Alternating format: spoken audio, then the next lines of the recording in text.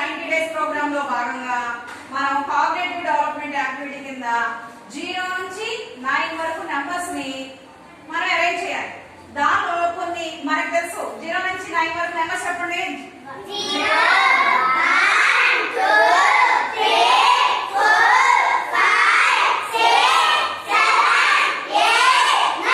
9 numbers ఉన్నాయి. అవునా? ఇప్పుడు కొన్ని నెంబర్స్ ఇక్కడ ఉన్నాయి, కొన్ని నెంబర్స్ మధ్యలో మిస్ అయ్యి, ఆ మిస్ అయిన నెంబర్స్ ఇక్కడ ఉన్నారు.